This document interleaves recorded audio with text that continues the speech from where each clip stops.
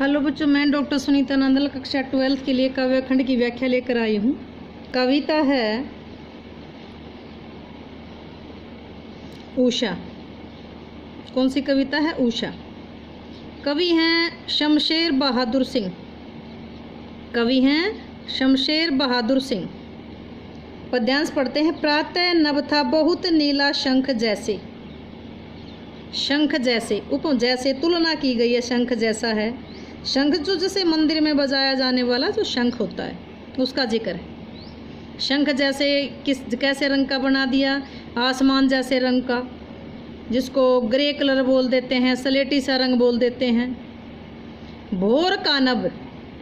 भोर का नभ, भोर होता है सवेरा होने से पहले जो वातावरण होता है। सूर्य निकलने से पहले, रात बीत गई है, सूर्य निकला नहीं है, उससे पहले जैसे गीला गीला ओस गिरा हुआ आसमान होता है, जो जैसे भीगी हुई राख जैसा लगाओ, सलेटी जैसा रंग लगाओ। राख से लिपा हुआ चौका भी गीला पड़ा है। कवि तुलना करता है। किसकी तुलना करता है? आकाश की तुलना करता है। सुबह का नीला आकाश कैसा था? नीले शंख जैसा। यहाँ कवि प्रातःकालीन सूर्य की तुलना करते हुए कहता है कि पो फटने से पहले आकाश का रंग गहरा नीला था। गहरा नीला था। कैसा गहरा नीला? वो शंख के समान, शंख जैसा गहरा नीला दिखाई दे रहा था। जैसे जैसे जैसे शंख की जो झलक होती है वो नीली होती है, वैसे आकाश भी नीला दिखाई देता है। उसके बाद भोर का नभ। भोर का भोर हुई, यानी भोर क्या था? सवेरा होने से पहले का जो झुटपुट वातावरण था, उसके बाद भोर हुई। तो भोर का आकाश कैसा दिखाई दिया? जैसे किसी चौके को राख से लीप दिया गया हो और वो सूखा नहीं है, अभी गीला पड़ा हो। भोर हुई तो वातावरण में नमी आई। उस समय आकाश ऐसा लग रहा था जैसे राख से लिपा हुआ कोई गीला चौका हो, और यानी कि वो अभी सूखा नहीं हो। इस पद्यांश में भोर के वातावरण का वर्णन है। शंख जैसे, जैसे राख से लिपा हुआ चौका, इसमें उपमा अलंकार आया है। भाषा शुद्ध, साहित्यिक खड़ी बोली है। शब्द प्रयोग सर्वथा उचित है, भाव व्यक्ति में सहायक है। नए उपमानों की मौलिक कल्पना की गई है। चित्रात्मक शैली है, मुक्त छंद है। दृश्य बिंब है, अभिधा शब्द शक्ति है। अगला है बहुत काली सिल जरा से लाल केसर से कि जैसे धुल गई।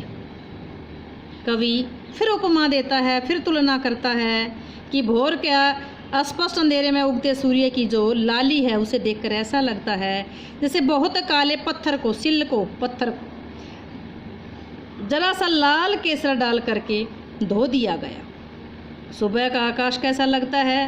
पहले पद्यांश में कैसा बताया? शंख जैसा नीला बताया। फिर कैसा बताया? भोर का नभ, जैसे गीला राख से लिपा गया गीला चौका हो, अर्थात राख से लिपा गया चौका हो जो अभी गीला पड़ा। फिर क्या बता रहा कवि? बहुत सी जो काली सील है, जो काला पत्थर है, वो जरा से लाल केसर से धो दी गई। या सलेट पर या लाल खड़िया चाक मल दी हो किसी ने, या कैसा लग रहा है? आसमान सलेट जैसा लग रहा है, थोड़ी थोड़ी लालिमा है, तो कैसा लग रहा है कि सलेट पर किसी ने लाल खड़िया मिट्टी मल दी हो, मसल दी हो। यहाँ कवि ने प्रातःकालीन प्रकृति के बदलते, पल पल बदलते वातावरण का मनोहारी चित्रण किया है। रात की कालिमा, ओस का गीलापन, सूर्य की लालिमा, तीनों का मिश्रण बहुत सुंदर तरीके से किया गया है। बहुत काली सिल जरा से लाल केसर से कि जैसे धुल गई हो। सलेट पर या लाल खड़िया मिट्टी मल दी हो किसी ने। इन दोनों पंक्तियों में कौन सा अलंकार है? उत्प्रेक्षा, कि ऐसा लग रहा है जैसे काली सिल को लाल केसर से धो दिया गया हो। ऐसा लग रहा है जैसे सलेट पर किसी ने लाल खड़िया मिट्टी मल दी हो, मसल दी हो। तो कौन सा अलंकार आया यहाँ पर? उत्प्रेक्षा अलंकार आया। भाषा शुद्ध, साहित्यिक खड़ी बोली है। मुक्त छंद है, बिंब योजना आकर्षक है। अनुप्रास अलंकार आया है, उत्प्रेक्षा अलंकार आया है। दृश्य बिंब है, अभिधा शब्द शक्ति है, चित्रात्मक शैली है। नील जल में या किसी की गोर झिलमिल दे जैसे हिल रही हो। कवि तुलना कर रहा है कि ऐसा लग रहा है। पहले पद्यांश में क्या किया था, जैसे शंख जैसा आकाश कैसा लग रहा है, नीला शंख जैसा लग रहा है। कैसा लग रहा है, जैसे राख से चौका लीप दिया गया हो, अभी गीला पड़ा हो। उसके बाद तुलना किससे की, जैसे काले, ऐसा लग रहा है जैसे काले पत्थर को, काली शिल्प को लाल केसर से धो दिया हो। या कैसा लग रहा है, जैसे सलेट पर लाल खड़िया मिट्टी मसल दी हो। अब क्या है, नील जल में नीले पानी में। या कवि तीसरा अगला उदाहरण दे रहा है कि या नीले जल में किसी की गोर गोरी झिलमिल झिलमिलाता दे शरीर झिलमिला रहा हो, कि नीले पानी में किसी नायिका का गोरा शरीर झिलमिला रहा हो। जैसे हिल रही हो, यानी कि दे यानी कि गोरी दे हिल रही हो, झिलमिला रही हो।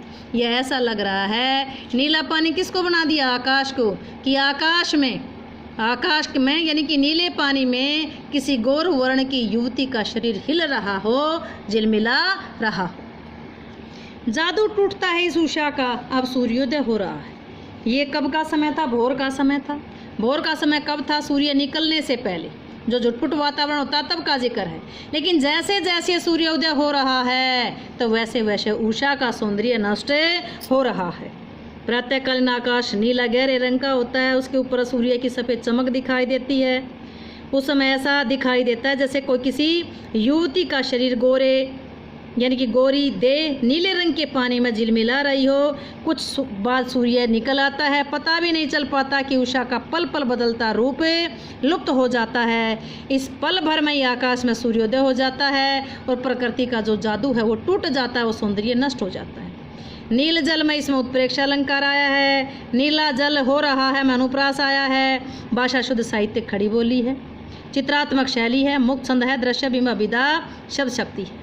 यहाँ प्रकृति का जिक्र आया, श्रृंगार रस है और माधुर्य गुण है। उम्मीद है कि आपको ये व्याख्या अच्छे से समझ आई होगी। व्याख्या समझ आई हो तो वीडियो को लाइक करें, शेयर करें, चैनल को सब्सक्राइब करना ना भूलें।